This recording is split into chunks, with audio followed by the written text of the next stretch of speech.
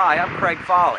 It is January in Detroit. We've got snow on the ground. It is freezing out here today, and that means only one thing. It's time for the annual North American International Auto Show. On this week's Business Casual, we take a look at this year's show, we look at changes coming up for next year, and we talk about the massive disruption coming to this industry. Stay with us for Business Casual. Now, can we please go inside?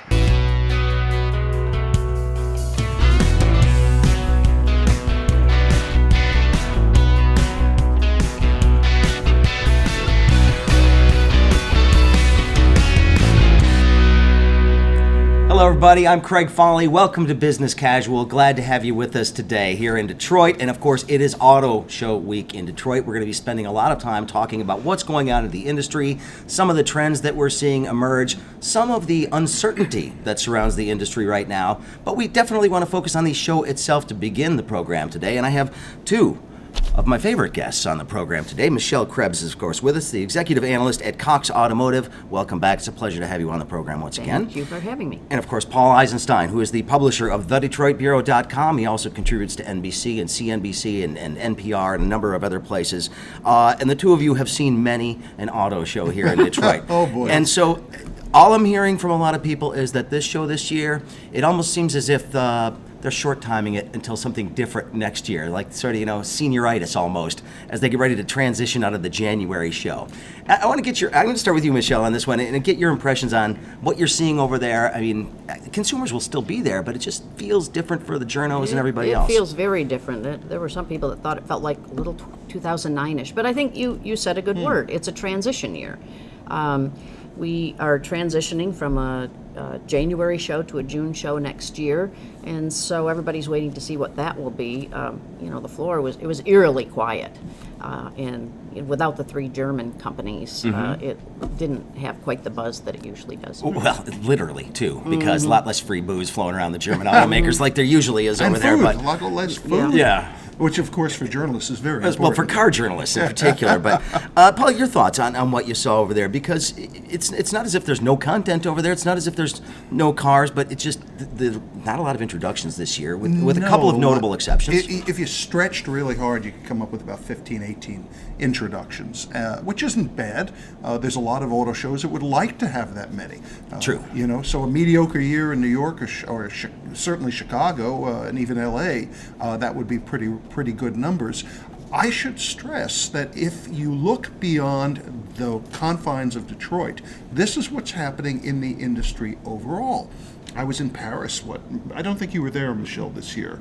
A lot of people weren't. Paris is one of the major auto shows. It alternates every other fall with the Frankfurt show. And normally it goes from about 8 in the morning to 6 in the evening every 15 minutes, and often has two previews simultaneously, which makes it crazy for a journal like me to try to figure out how to cover it. It ended even earlier than the OE, the automaker previews here in Detroit. There was virtually nothing there. So the reality is, this is the new wave, not just of what's happening in Detroit at the auto show, but it's the change, the transition that auto shows in general are going through as manufacturers rethink how they go about spending their marketing advertising dollars, and in particular, how they handle new car previews. Interestingly enough, a lot of planning went into just whether or not they're going to make this decision to move the Detroit Auto Show. I think that consumed a lot of the energy for the planners for the show for a long time, trying to figure that out. And of course, the work has already begun on what's going to happen next June. Do you think that had an impact, Michelle, on how they put this one out there this year? Well, they should think about that, because the Detroit show is unique to a lot of other American auto shows in that there are many shows within the show. So we have the media show, and we have the consumer show, and then we have the supplier show. Automobility. Yeah. And let me remind you, there's a good reason auto shows are held in northern cities. You've got Chicago, Cleveland, Boston. They're all in the winter. Why? You have a captive consumer audience, and it's right before the big spring selling season. So that was a huge consideration. Do you give that up in Detroit?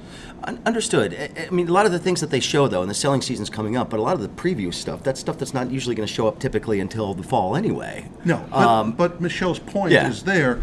A lot of what really happens is getting people down here to kick the tires. And if you ask them what they're interested in, they're as likely to say, that new Belchfire 88, which has been on the market 2 or 3 years, consumers, even in a car-centric town, are less likely to stay on top of the breaking news. It may hit them if that's exactly the car they're looking for, but the reality is this is a kick the tires show. What is it? You've seen numbers. There's data that shows 70% of the people who come to a car show like this are likely to buy a vehicle within the next 12 to 24 months, I believe. Even less than that, I think. Well, and from that perspective, then, this is an important show in that current product, stuff that's available right now, is highlighted there. There's a ton of trucks on the floor over there. I mean, and that's what sport utilities. Lots of SUVs and trucks.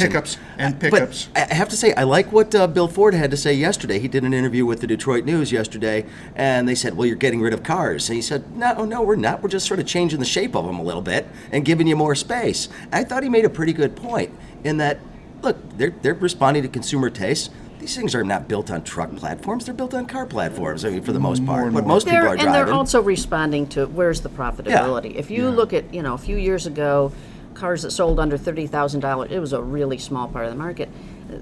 The price of vehicles has gotten to the point that it takes a much higher demographic to sell a new car, and that's where the profitability is. Two couple of thoughts on that. First of all, along that line, more and more people are moving into CPO, certified pre-owned, so they can get more car for their money, a year old, on lease, so people took care of it.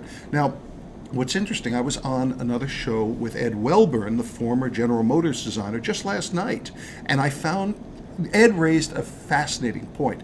This is a guy who's been around the industry for a long time and was fascinated by cars from when he was a kid. And he said, if you look at today's SUVs, the dimensions, the crossovers, not the classic trucky SUVs, if you look at them, their dimensions are not all that different from the sedans of the 1930s and 40s. So you're actually going back to the older style cars that we once. So we're all going to be driving. They're station wagons. We're going to be driving Studebakers soon. Is that what you're saying? Yeah, I mean, what's happened to your point about what people want, and particularly boomers who are getting a little crusty, getting it down and into these coupe-like sedans. They look great, but they're awkward. They're difficult to get into. It's amazing. You get people into the crossovers where you sort of slide in. That's what people want. Well, I don't want to cast too much of a pall over this thing. I mean, this is not 2009, as you mentioned, right? I remember that felt sort of like, a tent sale that they were having that year. This is quite a bit different. There is a ton of products, some really neat displays over there. So people are going to show up like they do every year. And if you were going, what should they see? What should they not miss? Because there are some pretty cool things there. I'm a big Supra fan. I thought that was a cool car. I thought the Supra was very cool. The Mustang GT500. So people go to look at that. They're never going to buy it, but they're going to go look at it. So, I mean, there are still some things that are there to draw people in. Talk about what actually worked there and who had, well, we'll talk about the failures in just a minute. Yes. But what did you like, both of you? Go ahead, Michelle. I liked the Supra a lot. Yeah. And I thought Akio Toyota introducing it was probably the best press conference I went to. Oh, and he had fun. He did, and you can tell his heart is in that kind of sporty vehicle. So yeah, I've talked to people about that, the behind the scenes on the Supra, and he was in love with it. It was one of the first cars he became a serious driver. He really is a serious track driver. Okay. And he just was excited to bring it back. So that gave a little bit of energy and enthusiasm to a day that might have otherwise been a little bit flat. The Lexus convertible was very sexy too, so that added some glamour to the show. And of course there were a lot of SUVs. They're just showing SUVs are changing the world. There was a car that I would call the winner and the loser. It's a concept, and that is the Infiniti QX Inspiration.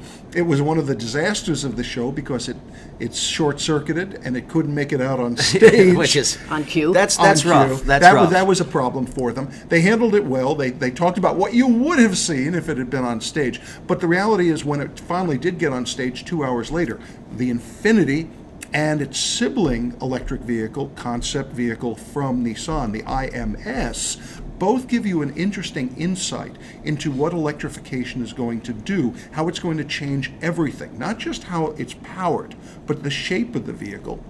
And that was those are two important vehicles to see.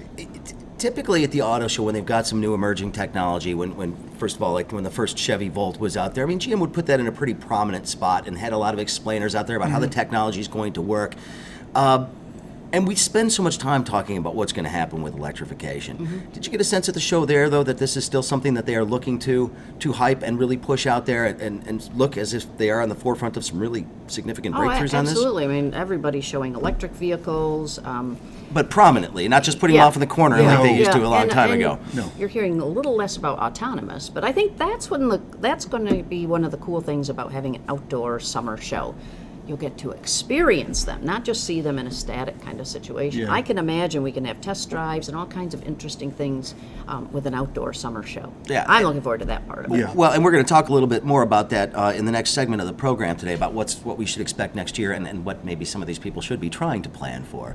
But who didn't do well at the show? Again, the German automakers didn't come, so I know a lot of people will be disappointed at One that. did. Volkswagen. And they made They made very big news. important Yes. news with the announcement that they were going to put $800 million into their Chattanooga, Tennessee assembly plant to build 2 electric vehicles. One of the manufacturers that was both a winner and a loser, depending on how you look at it, was Tesla. Of course, not here. I think the last time they were here was It's been a long time. 2010, just before, about 2 years before they launched the Model S. They were here with a prototype of it. Everybody was talking about them, either directly or, indirectly referring to Tesla. There's a flood of new products, new competitors coming up. Tesla, as folks may have heard, now laying off about 7% of their workforce, worried about their fourth quarter profitability, worried about a lot of issues. But they're also the number 1 manufacturer. So it's a half empty, half full situation. Wow. And everybody is watching Tesla because they know they have changed the game and they know they have to be plugging in and electrifying, if you will, their game. Is the fact that Tesla is now worried about profitability a sign that they are no longer a tech company, now they're an automotive company? Well, they're a 10-year-old because company. People were throwing money at them when they were doing this, but now they're like, yeah, maybe you got to start making some money. Well, and they've been burning through cash, and they really don't want to go to the markets and get more money. And I think they're going to have to do he's that. learning what it is actually like to be an auto company, which means tons of regulation and lots of expectations on money. And production's hard. Production is really, really hard. Right. And we'll talk about that a little bit later on in the show as well, and how that's going to be changing. But just final thoughts from the two of you about, maybe not the most exciting show of all time, but hey, as a last hurrah for January, besides the water being off in the city at the beginning of the week, which was not helpful, but talk a little bit about what people should take away from this. Well, I think it's a great place to go shopping for a car, and good time to do that. And there's lots of new product, not just what was introduced, but we've seen a lot of new product introductions in the last few years. So, great place for that. Okay. Michelle raised a very important point about shopping. The reality is one of the reasons that a lot of the manufacturers have decided to pull out is because they don't sell many cars here. The German manufacturers, they have their dealers and they do very well in some of their dealers, but their volumes are very small. And that's going to be the question, whether they will return later on. Because while they like the news conferences, they like to have a lot of coverage, they also want to make sure when they're spending what can be $5, even $10 million to have a display at this show, they want to make sure that they're also going to be able to sell cars locally. And that's going to be the challenge that the Detroit Auto Dealers Association has. Drive down the cost of being in the show that it actually pays off in not just headlines, but it pays off in local sales. So that's the real question we're going to have to watch, and that they're going to have to answer if they expect to have a really explosive revitalization of the show in 2020. I'll just say I hope they come back. They definitely add to the international nature of the show. I would agree, and if it is going to be the North American International Auto Show, one giant sector of the industry should probably be there. But Michelle Krebs, thank you so much for being here. Paul Eisenstein, we appreciate it very much. And we'll be back. Joining us in just a couple of moments, Glenn Stevens from, of course, Mich Auto and the Detroit Regional Chamber will be joining me to talk about next year's auto show. And a little bit later on, we're going to start talking about some of the emerging technology, not just on the automotive side, but also on the manufacturing side of the equation. So stay with us on Business Casual. We'll be right back.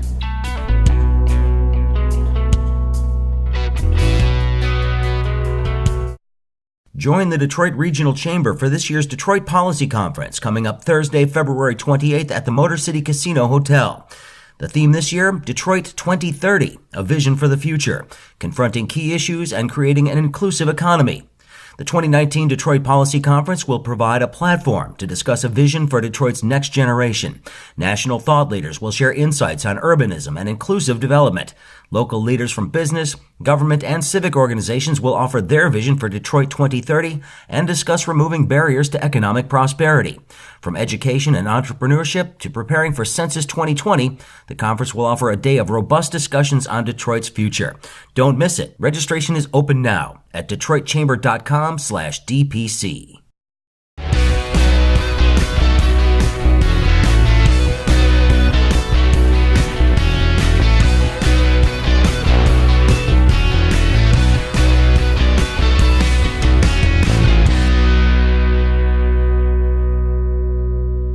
Welcome back to Business Casual. I'm Craig Fahle. Thanks very much for being with us today. And of course, it is Auto Show Week. We're going to continue on in our Auto Show themed program, but we're not going to be talking about this year's Auto Show right now. In fact, we're moving ahead about, 16 months or so to next year's Auto Show, because it's not going to be in January, it's going to be in June.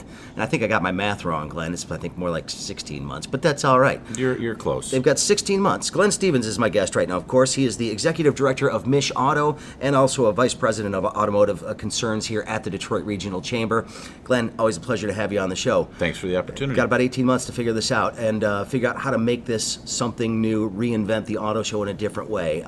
They're going to have a lot of options, but what's the first thing that they need to consider right now as they decide that they're going to ultimately change this up? Well, I would say that they started thinking about it a long time ago. Yeah. Literally years ago. Because one thing that Rod and his team do at the auto show is they have benchmarked the other shows.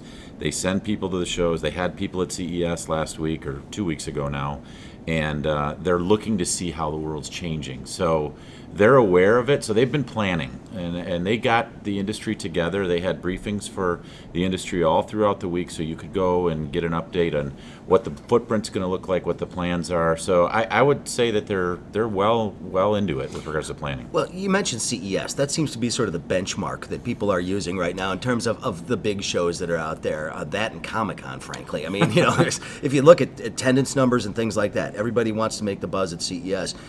Is there a need for the Detroit Auto Show, North American International Auto Show, to incorporate some of the aspects of some of those big tech conferences into Sure. this to make it something that is more competitive? Well, and beyond just the typical people that would go to an auto show. Sure. So CES is a factor. Yeah. Okay, and it's a big factor because it's been on the scene for quite some time and it's evolved. The auto company's been going for many years. Some of them have gone for a long time, over a decade. But everyone doesn't go. General Motors hasn't gone in the last 2 years to CES. They send people here or there, but they haven't had a presence there. And I think this would be the third year that they hadn't had one. So it's a factor, but what does it need to look like? Well, I think we talked about it before. The way you can unveil a vehicle and the way you can connect with your consumer is very different. And I remember it goes back several years too, but Ford launched the previous new edition of the Explorer on Facebook. Mm-hmm. And so you can unveil a product a lot of different ways, and you have to do that to cut through the noise because it's a very expensive thing. So I think what we're going to see our show evolve into, like the way I like to describe it, it's going to be a lot of auto, a lot of tech, and a lot of Detroit culture. So with June, you have an opportunity with music, food, arts, outdoors, indoors, in an environment, and in a month that is going to be started with the Grand Prix, auto show, PGA Tour event, and fireworks, all in the month of June. That's a lot going on in the city of Detroit and the region, and that's what we're going to see. And how do you think that they could fully take advantage of this? Again, there's going to be a ton more space. Space in Cobo was always such a huge issue. That doesn't seem to be even really a discussion anymore. Yeah, there may still be big displays and things like that inside there, but the companies are going to be able to utilize all this outdoor space, actually having their vehicles available for people to ride in, see some of the emerging technologies, get a chance to experience a Waymo or something like that, a driverless vehicle, to get people over some of their fears around that sort of thing. What do you think they need to do to fully take advantage of the excess space that they're going to be granted So they'll here? go out 14 acres, literally, out into Hart Plaza, and they'll have the interior. I think you'll see a lot more of the startup companies and the suppliers and the technology companies maybe up on the main floor. And more, I have a feeling it's going to look a lot different and feel a lot different, but it is going to be interactive and outdoor, indoor in a warm weather month, and it's going to have a different vibe because it can and because it needs to, and it's an evolution. It's going to impact everything about it. Like, for instance, the charity preview, Auto Prom, as we like to call it here in Detroit. The charity preview is a really important event for a number of organizations in this Over community. $100 million since its inception. If you think raised about for charity. that's a ton. So, summertime is going to be a little different. Do you think that's an event that can still succeed the way that it has for a long time? Because, again, it is something that people look forward to in January in Detroit. There's going to be a lot of competition in the summer for that. Weddings, things along those lines that are really going to compete with that. So how do we make sure that that remains this important event? I think it will, and I think it will be relevant, but it will look different too. I don't know this, and I'm not sure it's all shaken out, but it could be summer cocktail chic or something like that, as opposed to auto prom formal in the winter, and maybe it's going to snow, maybe it's not going to. I think the average temperature is 70 degrees in June here in Michigan. Yep. That's a pretty nice atmosphere, so I think it'll be some kind of thing that it definitely takes care of the advantage of the outdoors. Well, and again, it's just become such a part of the culture here for anybody involved in the It is. industry. It really is. I have covered 20-something auto shows, and it's always funny watching people trudge through the slush in their high heels I'm trying hoping to not get to in do there. that. Well, only one more year of having to worry about that. Right. But what else should we expect next year? Because you mentioned that this is something that can really sort of showcase not just the automotive industry, but the city as a whole. You talk about music, culture, food, all these different things. Does this become more like a giant Detroit party as opposed to an auto show? I think Is that a good way to do the it? word festival might be a better Auto way to festival. describe it than a show. Okay. So I've described this to people before. I could see where it's a little bit of South by Southwest, a little bit of the Consumer Electronics Show, and a lot of Detroit and auto. And if you throw that all into the mix in a warm weather month, and you have an indoor-outdoor experience, if you build it right, and it all depends, because it all is driven by the OEMs, but you continue to build the startup community, which is continuing to grow, and other companies who have technology they want to display and they want to connect with the consumers. Because here's the thing about Detroit that they don't have in other places. There are 17 OEMs here. 96 of the top global suppliers have operations here. There's an unbelievable amount of decision-making and purchasing and design horsepower in this town that can come see and connect with the industry. And it's important to do that, but it'll also depend on the media. Well, and the media will be there for sure. Like I said, give them a little food, they'll show up. But I do want to talk a little bit about this, though, because one of the great things about the auto show is that it gives people an opportunity to interact with some of the technology, some of the new concepts that they're hearing about, but might be a little bit nervous about, right? There's going to require a lot of buy-in from the public before autonomous vehicles, do this. There's still a lack of trust there. By making it a festival, which attracts people, again, who aren't just industry watchers, aren't just car nuts, it seems like there's an opportunity to educate people on what is coming and how it's actually going to be beneficial down the road. Well, I think there's an opportunity to educate, but it's got to be experiential. Yeah. And if you can't, particularly on industry days here in Detroit, if you can't open that car and get in it, and then you really can't experience it. So because the experience of the vehicle, whether it's the connectivity in the vehicle or the new interiors or the heads-up displays or the safety features or eventually what an autonomous vehicle or a semi-autonomous vehicle or a higher level safety, if you can't experience that, as a consumer, or a media person, or a decision maker, then you're really not achieving what you need to achieve with a show that needs to transform. And the shows, again, the auto shows, we've always called it the auto show, but really, does this become an opportunity for Detroit to put its best foot forward we're the mobility capital. We should be the mobility capital, whether it's cars, whether it's scooters that we're seeing all over town, bicycles, e-bikes, all kinds of stuff that's coming online. Is this an opportunity for us to sort of rebrand ourselves, not just as the Motor City, but really the mobility city? That's a really good point, and I can tell you that there are conversations going on because the auto show is not a single event. Yeah. There are other conferences. There's analyst conference. There's banking conferences. There's all different things going on. This is an opportunity, again, another advantage with the Outdoor Month. Mobility as a service. You've heard that acronym MOS a lot. That's where a scooter is connecting to other forms of transportation, last mile transportation. That's really growing because of hyper-urbanization. So maybe there's a conference that aligns around public transportation and mobility as a service. And I've heard discussions about that. I think there's to answer your question, a big opportunity for other critical conversations to take place and other gatherings. I saw at a conference within a conference at Kobo on additive manufacturing, they had to turn people away. There were so many people, and that was happening too. Well, it just seems an opportunity to plant our flag in the ground and Yes. say this is still our territory. Well, we are the global automotive epicenter by density, but it's not a right until we earn it with regards to leading in next generation mobility, and that's what we're all working to do. And this festival or this show has to be part of our positioning to do that. All right, well, we're going to continue this conversation. You're sticking around for just a little bit, but we are going to move on to the conversation to talk a little bit about some of that emerging technology, some of the challenges that we're going to be facing, and really some of the opportunities that exist around the disruption that is coming to the auto industry. Glenn Stevens from Mish Auto and, of course, the Detroit Regional Chamber will stick around. We've got a couple of great guests coming up on Business Casual. Stay with us, please.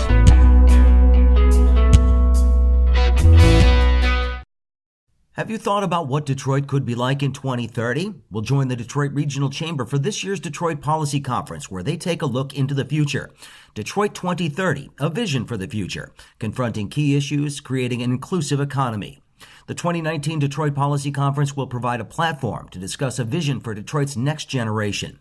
National thought leaders will share insights on urbanism and inclusive development. Local leaders from business, government, and civic organizations will offer their vision for Detroit 2030 and discuss removing barriers to economic prosperity. From education and entrepreneurship to preparing for Census 2020, the conference will offer a day of robust discussions on Detroit's future. That's the Detroit Policy Conference coming up Thursday, February 28th at the Motor City Casino Hotel in downtown Detroit. Learn more and register now at DetroitChamber.com/DPC.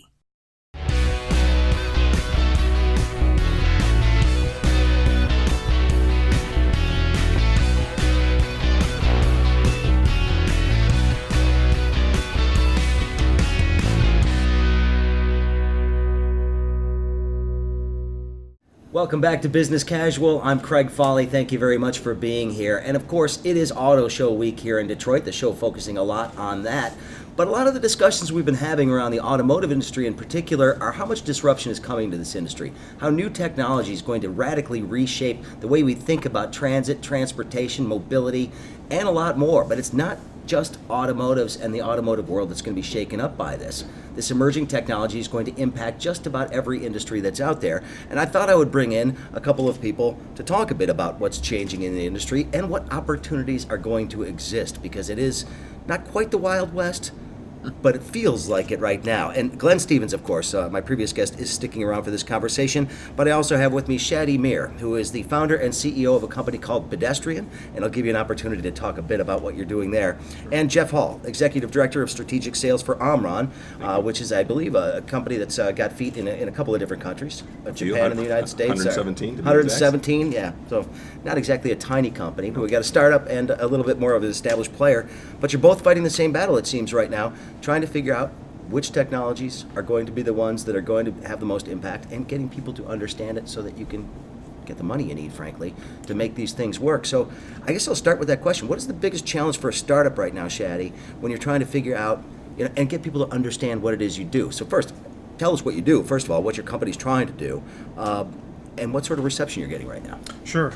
So we're an Ann Arbor company, a Michigan company. We bet on Michigan. We wanted to stay instead of going to the Silicon Valley, and we really focus on last mile delivery. So we took autonomous technology from the cars that we're working on, and instead of actually moving people, we're moving goods and services. So we're going to be delivering medicine as well as food, indoor as well as outdoor, and a limited urban area, so 1 to 3 miles radius from a city center. Okay, so I mean, what are the things that I saw that you guys are doing? For instance, say you go to a store and you've got something that doesn't fit in your car. You've got a vehicle that basically will load the things in there, follow you to your house, and then when you unload it, it just goes back to where it's supposed to be, and it's done. This is one of the ideas that you had. The other one was inside hospitals, moving medical supplies around. I think that's important because it's showing people that this technology is something that's beyond just one industry. Are people starting to see that?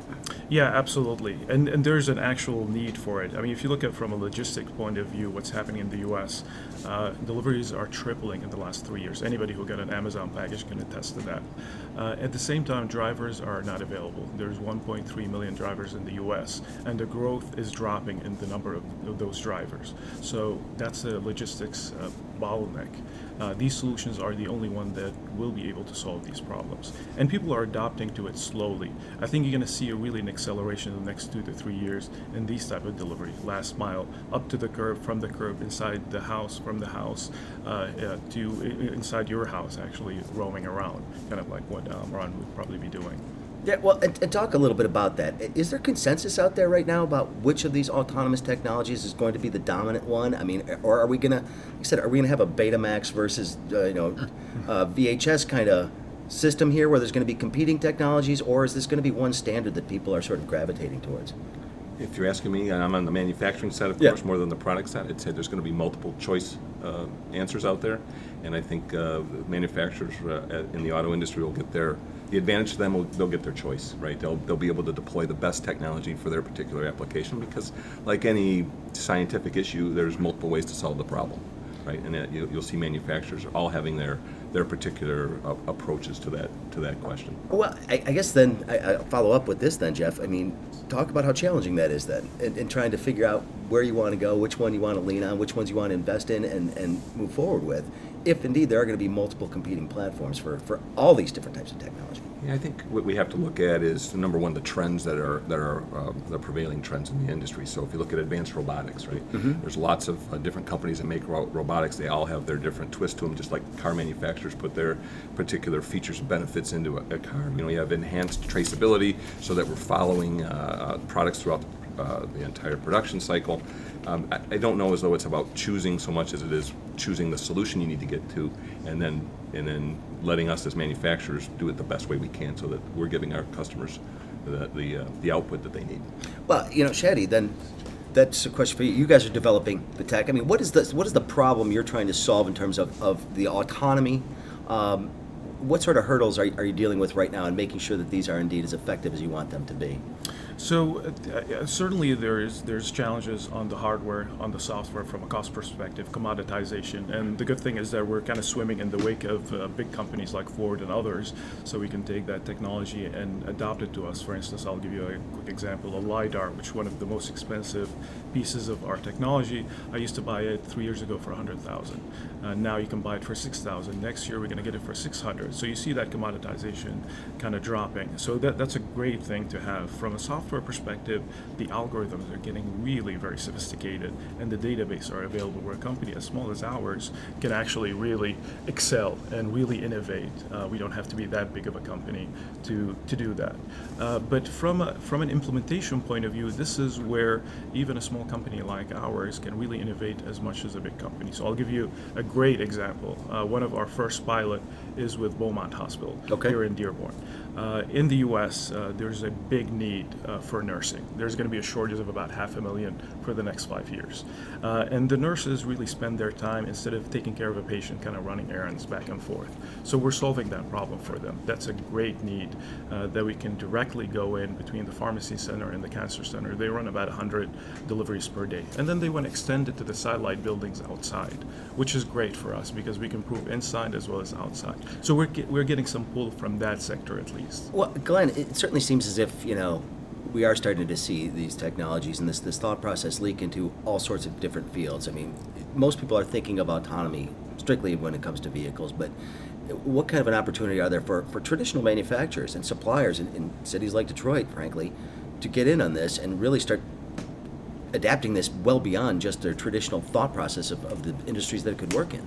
Well, what I think you can see with both of these companies is that they're enabling. They're Andy Grove, founder and chairman of Intel, passed away some time ago. He said, paraphrase, whatever can be done with technology will be done. And they're basically enabling things to solve problems. And it all fits under this big word called mobility. And that's the more efficient movement, frictionless movement of goods, services, and people. And we need to do that. Yes, there are shortages of workforce. That's one issue. But we can improve safety. We can improve, their company, Jet's company, improve reliability and take cost and improve performance of product with what they do.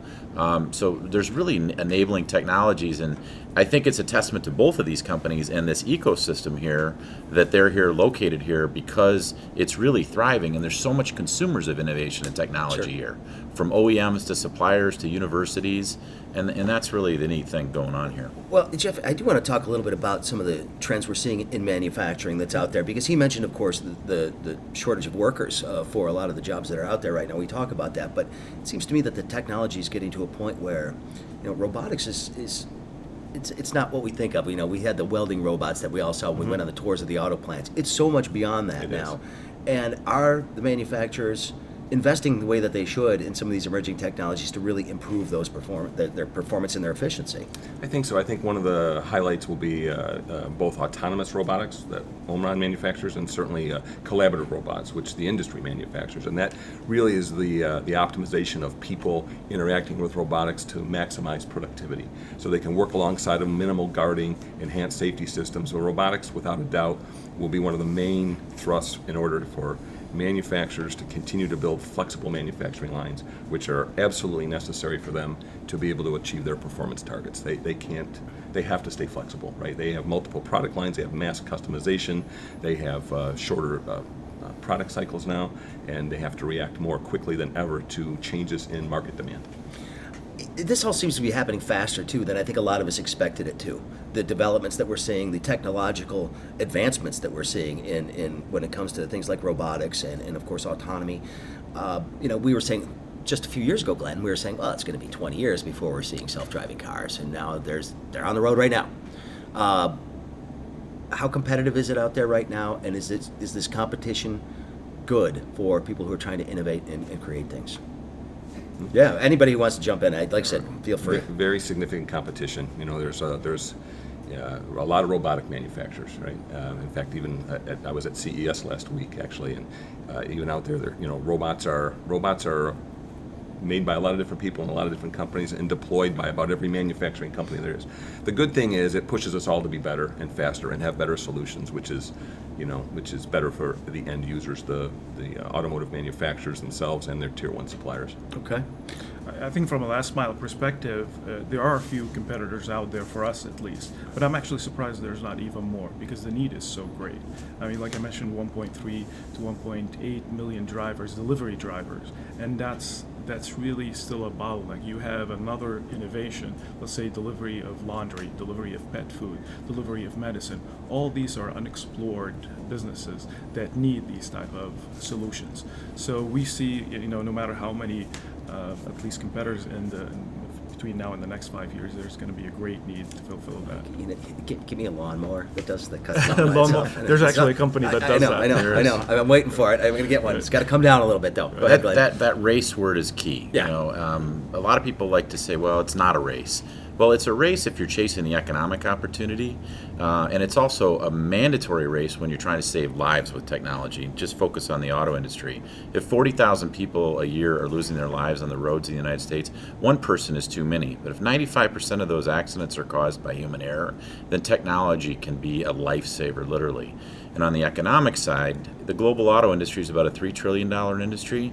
Personal mobility and a shared use economy, which both of these companies play in, again, good movement of goods, services, and people, $10 trillion industry out into the future. I want to ask you all about this, though, because there's still that trust factor, right? A skeptical public is going to have to be won over before, we hear the jokes about robot overlords all the time. CES last week, as a matter of fact, a Russian autonomous robot, got ran over by a Tesla that was in, autopilot mode. That actually happened right outside the convention center. That got a ton of press.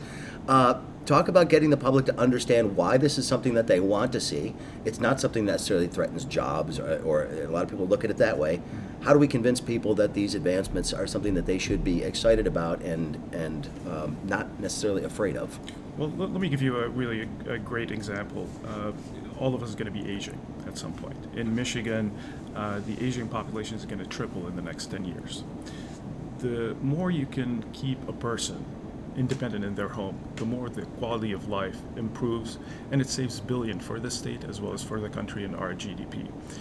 The only way to actually, if we think about it just from a healthcare perspective, we're really missing half of the problem. And half of the problem is mobility, getting them access. And that means delivering things to them.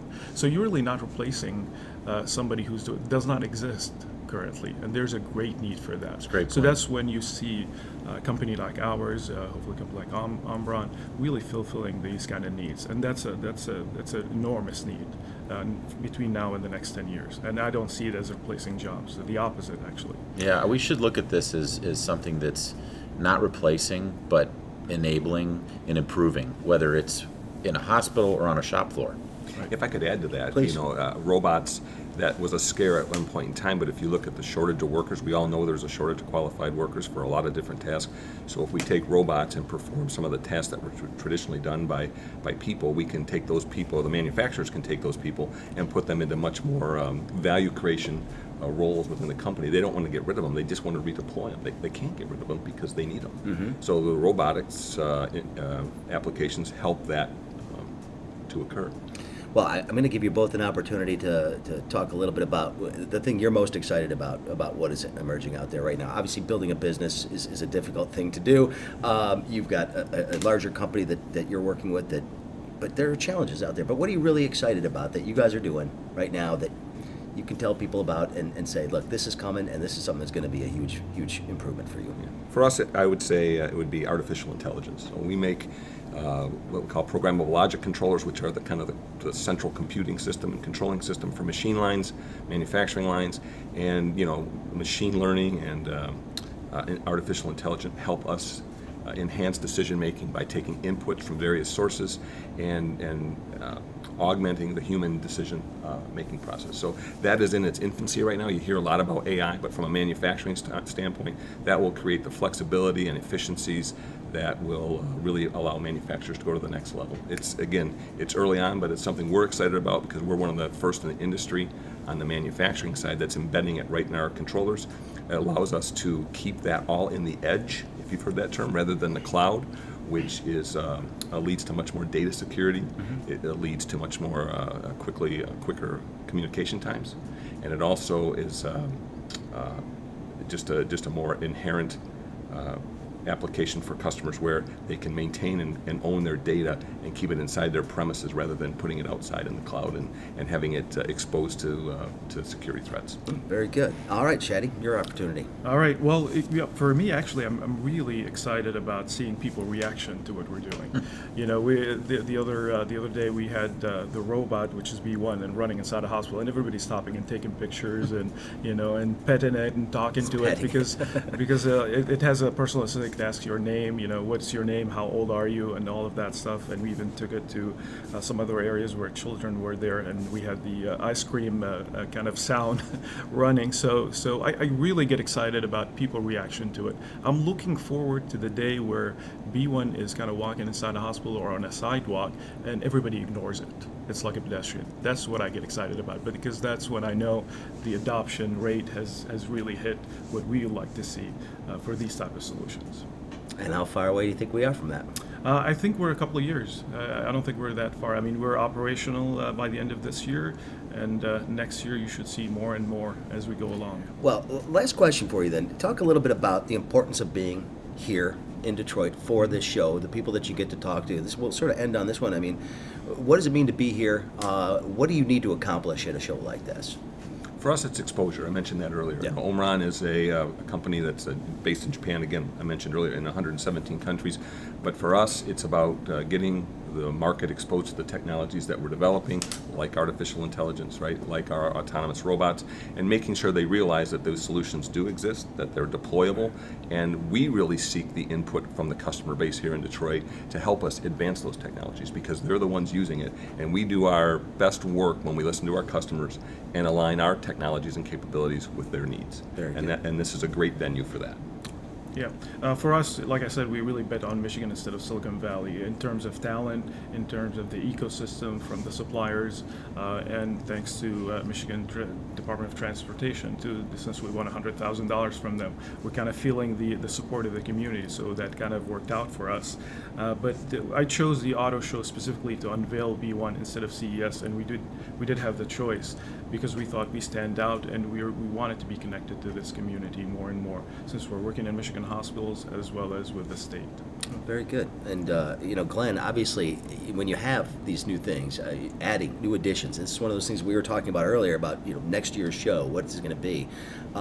It seems like, B1 be sitting out there driving around on the street, people could actually watch it happen. Is this what we envision for the future of this, you think? Yeah, I think you're going to see more companies that are raising their profile from a tradition. They're a traditional company that's been around.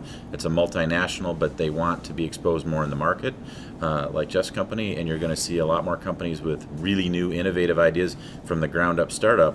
But I think you're going to see them take more of a center stage as we move forward. That technology and the experience that people have with it, whether they are making a decision to put it into their operating plant or they're making a decision to put it into their hospital, that's what we think we're going to see. In addition to the vehicles that this goes into, because the vehicle is still the way that we get around, and it is still the most high-tech consumer product on the face of the earth. So again, it's going to be a lot of Detroit culture, a lot of tech, and a lot of auto mixed together in a warmer month in June of 2020. Looking forward to it for sure. And thank you, everybody, for being with me today. My guest, of course, Jeff Hall, Executive Director for Strategic Sales for Omron. Also, Shadi Mere, Founder and CEO of Pedestrian. Thank you for being here. Glenn, appreciate it as always. Glenn Stevens from Mish Auto and the Detroit Regional Chamber. I'm Craig Fahle. Thanks for watching Business Casual. We'll be back again soon. Lots more to talk about, believe me. Have a great day.